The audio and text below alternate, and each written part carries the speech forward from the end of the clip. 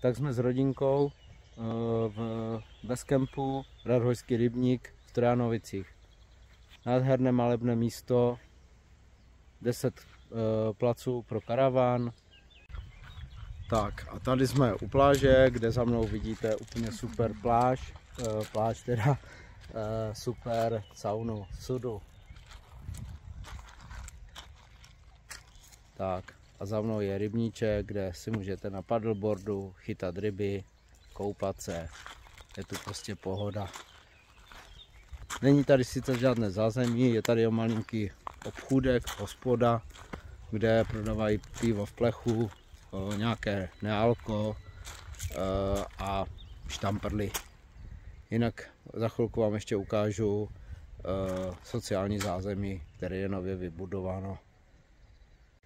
Tak a tady vidíte ten rybník, jako je to nádhera. Super.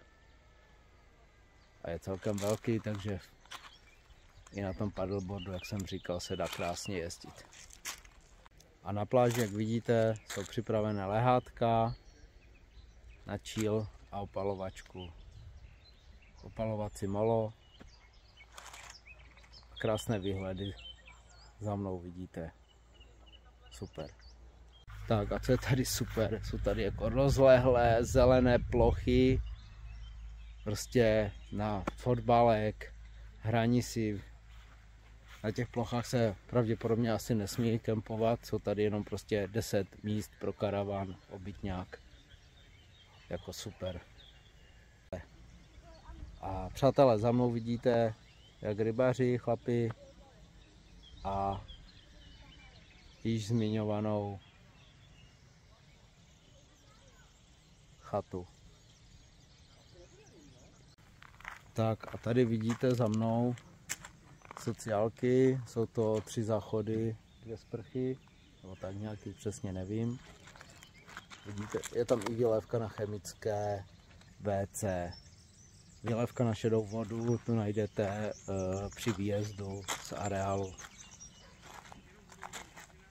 Areál je trvale uzamčen bránou, vstup je pomocí kódu, který dostanete od majitele.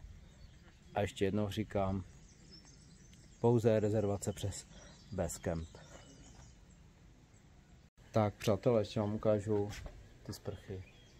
Krásně čisté, umývadlo, sprcha a jste tady hlavně sami za dveřma, které se dají zamknout. Super. A tady ještě záchod. Opět záchod, pisuar, umyvadlo, zrcadlo, čisté, super. Všude jsou vysypané místa, kde se dá stát štěrkem, obláskovým. Krásně upravená příjezdové cesty, zeleň udržovaná, prostě jako koukám jako blázen. A hlavně je tady klid. Jo, žádné diskotéky, žádní stanaři, prostě jsou tady dodržované pravidla. Můžou tady i pejsci, takže to je super. A je tady dostatek ploch pro venčení, samozřejmě uklízejte po nich.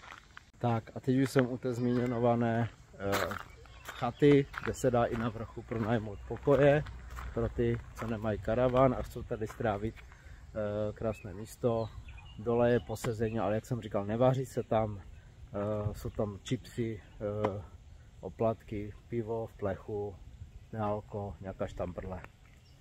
Ale jinak jako prostě nádhera. Jo. Omlouvám se za ty záběry, je to proti sluníčku, točím to na telefon, ale snad to bude dobrý.